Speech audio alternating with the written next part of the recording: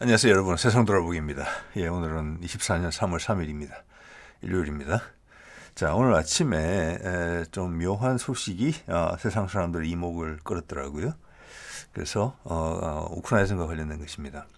그래서 그 제목 보셨겠죠. 그래서 그 사실관계 내용을 뭐 보도들이 여러 가지 갈래로 나오고 있기 때문에 그 정리해서 한번 공유를 드리고, 제가 이게 왜 묘하다고 생각을 했는지 거기에 대해서 말씀을 좀 드려보겠습니다. 자, 이거는 뭐 어떤 결론이 아니죠, 당연히. 근데 여러분도 한번 충분히 생각을 해보실 수 있는 그런 내용이라고 봅니다. 자, 이런 내용들이 아침부터 쭉 보도가 됐어요. 이게 다 뭐 위에 거는 뭐 프랑스고, 가운데 거는 일본이고, 밑에 거는 인도죠. 언어는 다 다르지만 내용은 똑같습니다. 이 보도가 내용이 뭐냐? 이겁니다. 이게 금요일 날 보도가 됐어요. 금요일 날. 금요일 날 RT라고 러시아의 아마 국영방송, 요즘 되는 방송이에요. 지금 이제 유튜브는 차단이 돼 있고 인터넷은 접근이 가능하고 지금 그런 상황인데, 이 제목이 영문판입니다. 제목이 이렇게 돼 있죠. 독일의 러시아 공격 논의. 독일이 러시아 공격을 논의했다는 거예요. 그래서 이게 어떻게 공개되냐면은 RT 이 웹사이트에서 그냥 공개를 한 게 아니고, RT의 편집장이 있습니다. 여성입니다. 거기가 그의 트위터, 요즘 X라고 하죠. 그걸 통해서 공개를 한 거예요. 처음에는 그 녹취록처럼 이제 그걸 러시아어로 번역한 걸 올렸는데, 녹음 파일이거든요. 근데 좀 이따가는 그걸 그냥 원본을 그냥 공개를 했어요. 그래서 그 주요 내용은 뭐냐, 좀 이따 말씀드리겠습니다만은, 독일 공군의 수뇌부가 우크라이나에다가 타우루스 미사일을 제공하고, 우크라이나가 간절히 원하는 크리미아 대교 폭파를 우리가 좀 도와줄 수 있는 방안이 어떻게 없을까? 그런데 뭐 러시아가 알면 큰일 나니까 우리가 어떻게 개입이 안 되는 방향으로 해서, 개입이 안 되는 모양새로 해서 하는 방안을 좀 고민해보자. 이 핵심 내용은 그거예요. 그래서 이 내용에 대해서 이 녹음 파일이 작성된 건 2월 19일입니다. 2월 19일이기 때문에 이제 러시아의 공세로 인해서 아브디프카가 함락된 그 이후에요. 지금 제가 이제 보는 소식통들에 따르면은 지금 유럽 쪽에서는 지금 되게 혼란스럽다고 그래요. 거기도 상당한 어떤 정치인들조차 이 판세를 그냥 우리 대중한테 공개된 판세로 이해하는 경우가 많았던 것 같아요. 이건 교착 상태에 있는 건데 어떻게 돌파구가 확 생기지? 러시아가 그럼 갑자기 무서워지는 거죠. 이빨을 발톱을 숨기고 있었구나 여태. 왜 지금 이러는 거지 그러면? 이러면서 혼란스러운 지금 광경이 많이 목격되고 있다. 이게 유럽 내부의 정통한 사람들의 이야기입니다. 그 아브디프카 점령이 그것을 이제 초래했는데, 그 이후에 공세. 그래서 제가 전에 말씀드린 것처럼 유럽에서 예상됐던 이런 반응들이 있죠. 다른 데 침공하면 어떡하나? 겁난다? 힘을 모아서 어떻게 대응을 해보자. 이런 것을 넘었을 정도의 공포감, 혼란감이 조성됐다. 어떻게 된 거지? 중심이 안 잡히네. 이때까지 내가 생각했던 거와는 전혀 다른데, 이런 반응들이 나오고 있거든요. 그 와중에 있었던 게 이제 독일 공군 고위장성, 공군 참모총장까지 관여된 겁니다. 그러니까 독일 공군의 최수뇌부가 이 논의를 한 거예요. 자, 이게 많은 문제를 일으키죠. 당연히 엄청나게 러시아를 자극하는 발언이죠. 타우루스 미사일은 사거리가 500km고 우리도 지금 도입해 있잖아요. 그리고 스텔스성이 유지되고 벙커 같은 것을 폭격할 수 있기 때문에 상대방의 요인들을 러시아 내부 깊숙이 진출해서 타격을 줄 수 있는. 그래서 이거는 선을 넘는 거로 러시아는 이미 생각하고 있는 거죠. 이런 무기가 제공된다 하면, 예를 들어서 공군기 제공하는 거랑 마찬가지예요. 그럼 너희가 나랑 전쟁하는 건 마찬가지다. 그런 이야기거든요. 근데 이 내용을 들여다보면은 뭐 그거 이상이에요. 미사일만 주는 게 아니니까. 왜냐, 그 미사일을 운용하고 하기 위해서는 도움을 줘야 된다. 교육을 받아야 된다. 오랫동안 전문 교육을. 근데 그게 안 되고 급하게 하려면은 독일 사람들을 보내야 되는데, 우리 요원을 보내면 들킨다. 그래서 어떻게 하지? 이런 것까지 다 논의를 했다는 거예요. 그러니까 독일로 봐서는 지금 러시아한테 상당히 지금 불안불안한 그런 이제 내용들이 노출이 된 거죠. 이 RT 편집장은 어디서 받았느냐 이거를 러시아 정보부 쪽에서 받았다 이런 이야기가 지금 나오고 있어요. 네. 자 볼게요. 자 이게 이제 크리미아 대교예요. 자 그래서 이제 크리미아 반도인데 크리미아 반도도 이쪽 이제 러시아 본토 쪽하고는 아주 가늘게 연결이 돼 있어요. 예, 그 가운데 섬을 거쳐서 다리가 있는데 그게 크리미아 대교거든요. 그래서 여기가 이제 어떻게 보면은 러시아가 합병을 한 상태이기 때문에 우크라이나 입장에서는 우리의 반격 의지, 우리의 이제 영토 회복 의지를 나타 보이는 데 있어 가지고 요 크리미아 대교는 크림반도로 들어오는 유일한 육상 교통로이기 때문에 그 길을 끊는 게 되게 상징적인 의미가 있다 이렇게 이제 보는 것 같아요. 예전에 이미 한 공격했었죠. 저 다리가 두 개로 돼 있어요. 이렇게. 예. 이게 이제 오른쪽에 게 뭐냐면은 철길이에요. 여기 기차 지나가는 거 보이시죠? 왼쪽은 도로예요. 일반 차량. 그래서 이제는 녹취록을 한번 보여드리겠습니다. 예. 이걸 잘 보여주지를 않아요. 똑같아요.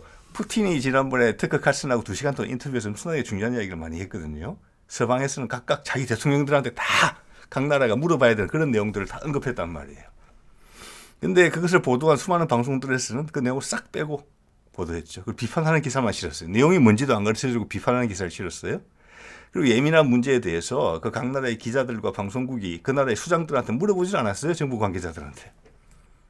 그중에 가장 대표적인 게 독일이 관련된 게 노드스트림 폭파건이죠. CIA가 한 거 아니야? 독일이 이렇게 푸틴이 그렇게 이야기했죠. 그러면 독일 내에서 말이 일어나야 되잖아요.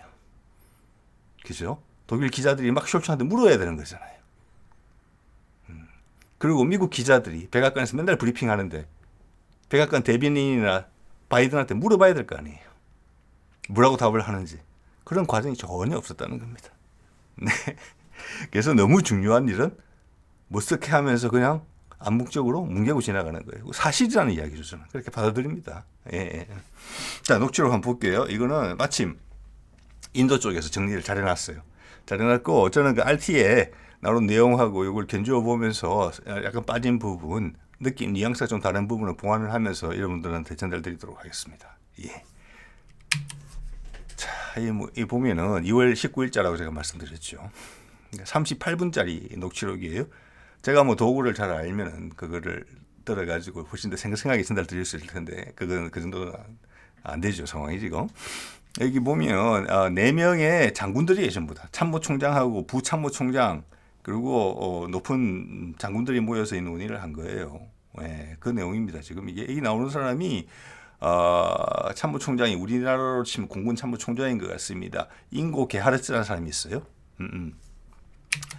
이 사람이 그 사람이에요. 현재 공군 참모총장 독일의 루프트와페 그거죠. 네. 자, 그 다음 논의를 보면은 이미 우리가 이제 50개의 타우루스를 제공하기로 돼 있는데 이런 전제가 깔려 있어요. 지금 이 내용을 보면은 그게 아니면 이 타우루스를 활용해서 구체적으로 뭘 할 것인가에 대한 논의를 할 필요가 없죠. 그래서 내부적으로 이게 결정이 돼 있다는 전제로 지금 이야기를 했어요. 근데 독일은 공식적으로 이것을 지금 우리는 주는데 부정적이다 이런 입장이거든요. 그래서 좀 그런 부분이 있어요. 예. 자, 어떻게 하냐면은 이거를 여기 보면 되게 단순하게 이야기를 했어요. 우크라이나가 이걸 쓰려면은 훈련도 받아야 되고 그러니까 지금 상황이 급박하잖아요.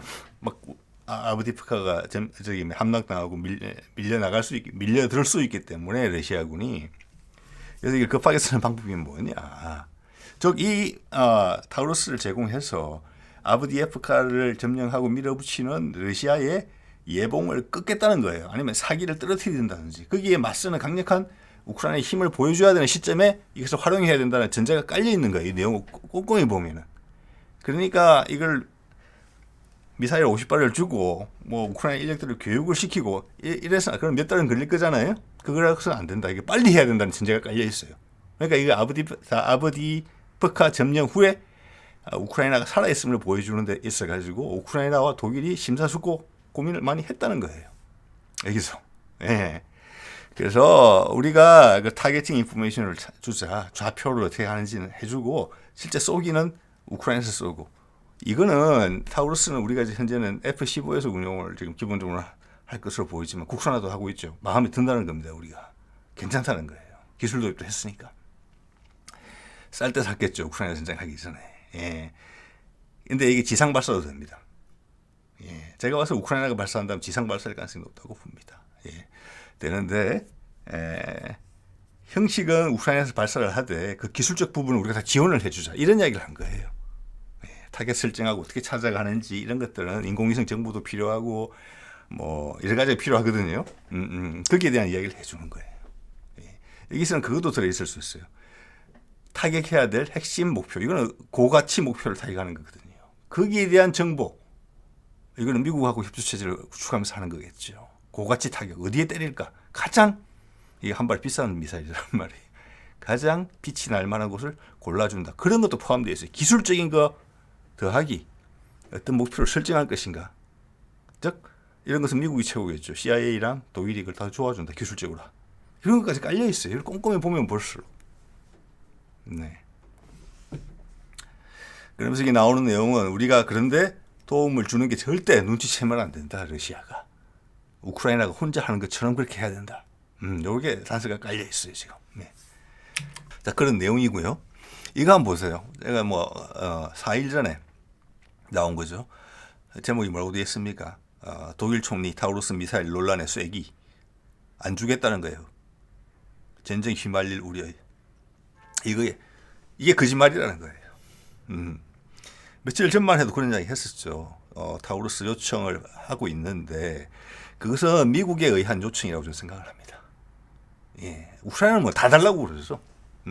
사실은 포탄도 달라 그러고 비행기도 달라 그러고 타우루스. 지금 바이든은 러시아에 대해서 죄송합니다. 독일에 대해서 불신감을 갖고 있는 것으로 보여요. 그래서 그 구체적인 이유는 뭔지 모르겠지만 노드스트림을 폭파한 이유도 그런 것과 상관이 있는 것 같아요. 즉 독일이 전쟁 이후에도 그들의 이해관계를 위해서 러시아와 어떤 식으로 미국의 눈길을 피해서 뭐 작업을 했던 것 같아요. 제가 보기에는. 그게 천연가스하고 상관이 있는 게 아닌가라고 추측을 해요. 즉 값이 많이 올랐잖아요. 전쟁이 일어나고 나서. 근데 그들은 노드스트림 통해서 1, 2가 있으니까 2는 뭐 사용을 안 하고 있을지 모르겠지만 가장 큰 물량이 독일로 갔단 말이에요. 그래서 거기서 어떤 미국이 금수 조치를 내렸지만 국적을 묘한 방법으로 바꾸면서 고가격에 러시아 가스를 팔았을 가능성이 있어요. 그런 흔적이 몇 군데 보이거든요. 지금 해외 뉴스를 보면 주목은 받고 있지 않지만. 그래서 바이든이 분기탱천했을 수 있어요. 그래서 노드스트림을 끊었다. 그 이후에 지금 뭐 독일은 완전 빌빌거리잖아요. 저자살하고. 큰 책이 잡힌 거예요. 그래서 그 폭발건 푸틴이 언급을 했는데도 불구하고 숄츠는 뭐 물론이고 독일은 그 누구도 푸틴의 그런 사실을 전하지 않고 그런 말을 전하지 않고 내부에 문의조차 하지 않죠. 네. 그렇기 때문에 타우루스 주라고 미국에서 강력하게 압박을 넣을 수가 있어요. 본보기로. 프랑스에는 이 정도 압박을 안 넣는 것 같거든요. 뭐 영국은 줄 것도 별로 없고 줄 건 이미 다 줬고 더 줄 것도 없고 독일한테 계속 이렇게 압박을 넣는 그런 거 상관이 있어요. 그래서 이게 뒷맛이 좀 있는 내용이다라고 봐지는 거예요. 일단 이제 사실관계만 전해드리고 있습니다만은 이런 말을 했는데 실제적으로는 아까 공군 장성들의 이야기는 야 이걸 어떻게 우크라이나가 원하는데 해주긴 해줘야 되는데 거기서 주도권 안 잡고 있다는 걸 알려주고 있어요. 독일 공군 장성들이. 나는 이게 전쟁을 판도를 바꾸는데 크리미아 대교를 부시는 게 큰 의미는 없다고 보는데 뭐 자꾸 얘들이 해달라 그러네. 그거 해달라는 그러는 게 우크라이나가 원해서만 해주겠습니까? 아니면 미국이 뒤에 뒷짐을 지고 같이 오기 때문에 그 이야기를 해줄 가능성이 많겠습니까? 저는 두 번째라고 보는 거거든요. 예, 그래서 조금 미묘한 느낌이 든다는 거예요, 여기서. 예. 자, 여기서 조금 부족한 부분이 있어가지고, RT에 그들이 정리한 부분을 좀 보면은, 조금 더 섬세한 부분들이 드러나요. 여기 보면 레드라인이라는 표현이 나와요. 저기 이것은. 자, 여러 가지 압박을 넣고 아브디프카가 함락이 되고, 예봉을 끊기 위해서, 즉, 이제 우크라이나 쪽에 사기를 진작시키고, 유럽 쪽이나 미국, 나토 쪽에서 우리도 할 수 있다는 것을 제대로 보여줘야 되겠다. 그러면 독일이 이 미사일을 보낸다. 그까지는 우리가 양보하기로 했다는 전제가 깔려 있어요. 근데 저기서 레드라인은 뭐냐? 우리가 직접 가서 그것을 작업을 하면 안 된다. 예. 그런데 우크라이나는 지금 이 미사일을 주더라도 본인들이 할 역량이 지금 안 된다. 그 이야기에 깔려 있는 거예요. 그러니까 지금 반드시 해야 된다는 거예요. 교육시킬 시간이 없다는 거예요. 교육 이야기도 나오긴 합니다만은 더 중점적으로 다루지는 내용은 이거예요. 그래서 우리가 트릭을 써야 된다. 속임수를 써야 된다. 어떻게? 우리 독일인들을, 기술자를, 그거 이제 작업을 할 사람들이겠죠. 예. 한 사람들을 민간인 복장을 입혀서, 저 군인이라는 뜻입니다. 그러니까 독일 군인 민간인 복장을 입혀서 우크라이나로 보내서 영어를 사용하게 해라. 이런 이야기를 했고, 거기에 대해 그 중에 이제 부참모총장이지 고위급 하나는 그 언어 하나만 가지고 그러면 미국이 그렇게 해주면은 미국 사람이 우크라이나 땅에서 독일 무기를 가지고 조작을 해서 러시아에 큰 피해를 줬다, 지휘부에. 그러면 그거면 레드라인 안 넘는 거냐? 그것도 넘는 거랑 마찬가지다. 이런 류의 이야기도 했어요. 자, 이제 여러분 판단해 보시면 돼요. 제가 드리는 생각은 이 행간을 연결하는 하나의 시나리오에 대해서 말씀을 드리는 거예요. 스토리라인에 대해서. 여러분 스토리라인 만들어 보시면 됩니다. 예. 자, 이게 또 보면은 이런 이야기도 해요. 38분이니까 제법 많은 이야기를 했지 않겠습니까? 우크라이나가 이 크리미아 대교에 되게 집착을 하네. 이걸 꼭 부셔야 되겠다, 이렇게 이야기를 했다는 거예요. 자, 아브디프카에서 지금 우리가 확 무너졌기 때문에 우리는 살아있다는 걸 보여주는 상징적인 목표를 타격을 해야 되는데, 그 중에 하나를 반드시 크리미아 대교를 포함시켜야 된다. 이거는 어차피 지금 우크라이나 전쟁은 돈도 다 미국이 되고 미국이 주도하는 전쟁이고 미국의 전쟁이잖아요. 거기에서 그런 이야기가 있다는 거예요, 지금. 그래서 우크라이나가 크리미아 대교를 꼭 포함시켜야 된다. 즉 대대적 반격을 한번 해야 된다. 서방의 우수한 무기를 통해서 나토가 단결돼 있다. 실제 군을 보내지는 않겠지만 최고급 무기를 보내서 우크라이나가 반격할 수 있는 의지를 보이겠다. 불꽃을 보여주겠다. 이거거든요. 그 미국이 주도 안 하면 그걸 누가 이렇게 주도하겠습니까? 우크라이나하고 독일 공군이 주도하겠습니까? 이야기 맞춰서 아니라고 봐야 되는 거죠, 절대로. 거기에 독일을 딱 불러들인 거예요, 미국이. 너 타우러스 보내. 그걸로 성과를 내. 예. 그래서 우크라이나를 계속 지원할 수 있는 분위기를 만들어. 우크라이나는 우리가 지는 전쟁이 아니야. 그런 방어선을 쳤었다는 겁니다. 예. 그런데 이런 게 공개가 됐다, 지금? 그럼 못하는 거죠. 예. 그래서 묘한 느낌이 좀 든다는 겁니다. 이걸 과연 누가 공개했을까? 왜 공개했을까? 당연히 독일한테 불리하지만 이 과연 독일한테 불리한 일인가? 또 생각해 볼 필요가 있어요. 다 어차피 노드 스윙건으로 체면 상할 건 다 상했어. 그 전에 가스건까지 포함해서 슐츠는 지금 너들너들해진 거예요, 지금. 푸틴한테도 그렇고 바이든한테도 그렇고 이미 그래 된 거. 우리 이해관계라도 지키자. 이게 발 더 이상 못 당기게 하자. 이런 의도가 깔렸을 수 있어요. 제가 왜 그렇게 생각하는 거 하니? 한 두 가지 정도가 생각이 나는데, 첫 번째는 뭐냐면은 이게 2월 19일 날 녹음이 된 거란 말이에요. 근데 지금이 언제입니까? 3월 1일 날 발표를 했어요. 예, 2월 19일, 3월 1일. 한 10일 정도 지났잖아요. 자, 그 사이에 이미 그때 확보가 된 거예요. 바로 공개가 안 되고, 지금 서방에서 이야기하는 것처럼 러시아 스파이가 이걸 가져갔으면 내부적으로 다 공유하고 충분히 시간이 있을 텐데 언론에 공개했다는 것은 그 타이밍이 필요했기 때문에 그때 한다고 봐야 돼요. 그죠? 그들 말대로 러시아 스파이가 가져갔더라 하더라도 왜 이 시점을 골랐을까? 근데 제가 보기에 이것을 엄청나게 확산시키기에는 금요일이 좋은 날이 아니에요. 월요일이나 이런 때 해야 돼요. 그리고 처음부터 SNS에서 이게 풀지 말고 모든 창구를 통해서 다 풀었어야 돼요. 근데 지금 RT의 그 웹사이트를 가보더라도 이 뉴스는 대문 뉴스가 아니에요. 대문 뉴스는 따로 있고 여러 개가 오른쪽에 쭉 리스트업이 되어 있는 기사들 중에 하나예요. 즉 덜 중요하게 처리하고 있어요. 그거랑 금요일 날 우리 주식들 회사들 장난칠 때 보면은 공시사항을 회사 주가에 불리한 내용들은 보통 금요일 날 많이 까고 금요일 오후에 회사 유리한 것은 월요일 아침에 보통 공개를 하고 하는 그런 게 있잖아요. 그런 느낌이 물씬 난다는 말이에요. 그리고 그게 첫 번째 이유고요. 왜 그때를 선택했을까? 러시아에서는 이것 때문에 이걸 빌미로 해서 독일을 공격한다거나 정치적으로, 외교적으로, 또 물리적으로, 군사적으로 뭐 협박을 한다든지 이러고 싶다 싶은 생각이 없다는 이야기예요. 이건 목적이 다른 데 있다. 이렇게 이해를 할 수 있는 부분이고요. 두 번째는 또 뭐냐면은 예전에 미국의 그 뭐 비밀 자료 공개된 것도 나왔지만 지금 서방에 미국을 포함해서 특수작전 부대들이 활동을 하고 있어요. 우크라이나에 많이. 거기다가 용병 부대들까지 하면 더 많아요. 엄청나게 많은 인력들이 거기서 하고 있고 기존에 수많은 타격 행위가 있었잖아요. 우크라이나에 의해서. 러시아 내부에 대한. 뭐 군사령부도 공격하고 그랬잖아요. 그런 거에서 다 서방의 기술진이나 첩보원들이 관여돼 있었다는 것을 러시아가 모르겠습니까? 그러니까 이게 별다른 일이 아니에요, 사실은. 이런 일은 계속 있을 수 있었던 거예요.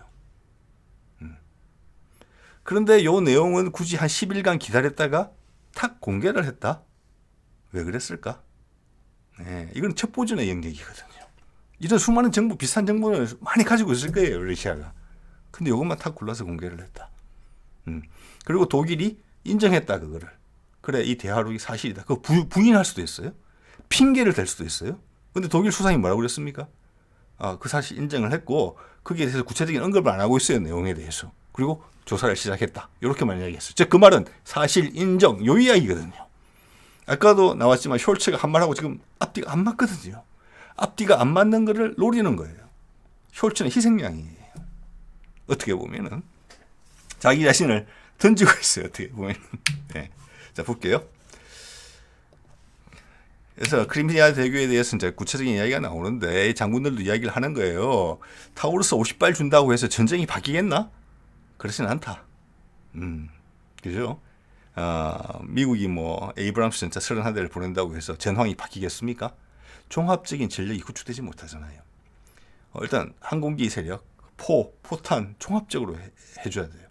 그러니까 지금 우크라이나군은 엄청난 희생을 내고 있다고 보면 됩니다. 예, 이기는 전쟁을 할 수 있는 준비를 안 해줬고 그거는 작년에 여름 공세 그거 할 때 그때 좀 갖춰져 있었고 그 이후로는 빈 대공 미사일이랄까 항공기 세력 그리고 포병 세력 이런 것들이 종합적으로 지원이 돼 있었어야 돼요. 이런 것들은 없는 상태예요. 왜? 러시아가 정말 전면전으로 나올까 봐 두렵다는 거죠. 그러니까 여기에 독일을 끼워 넣었다는 거 한번 생각해 보세요. 이거는 독일한테, 러시아한테 엄청나게 위협적인 내용이거든요. 왜 독일을 끌고 왔느냐, 미국이. 그래서 아까 독일과 미국과의 관계에 대해서 말씀을 드렸던 겁니다. 그래서 이걸로 전쟁을 못 바꾸는데, 그리고 크리미아 반도 크리미아 그 대교가 엄청나게 튼튼하게 지어져서 독일 장군들이 이야기를 한 겁니다. 20발 정도 맞춰도 거기가 부서지지는 못할 텐데, 그런데도 해줘야 되겠다. 기술적 지원을 해야 되겠다. 우리 요원들을 변장시켜서까지 영어를 쓰게 하면서까지 우크라이나에 보내서 이 작전을 수행해야 되겠다. 그런 이야기를 한 거잖아요, 지금. 그럼 이게 우크라이나가 요청만 해서 되겠습니까, 이게? 택도 없는 일이죠. 예. 이거는 미국의 압박을 받고 있다. 그 이해를 못 하겠네. 예? 마치는 거는 어떻게 해주겠는데 이거 뭐 이렇게 마친다고 그래가지고 다리가 무너질 것 같지도 않고 그냥 신문 대문짝하게 나는 건데 그럼 몇 군데 더 칠 수도 있겠죠. 다른데 그런 얘기를 하는 겁니다. 예. 자 이런 이야기 그래서 숄츠가 이야기를 했죠. 예. 조사 착수했다. 예. 아까 좀 그 말씀을 드렸습니다. 예. 이게 우리 쪽에서 나간 녹취록이 맞다라고 이야기했어요. 네, 말씀드린 것처럼 거짓말이라는 이야기 안 했어요. 내용에 관련돼서도 더 이상 코멘트 안 했어요. 조사 후에 하겠다 이러면 되는 거예요. 즉 인정이에요. 인정. 이 내용을. 타이밍에.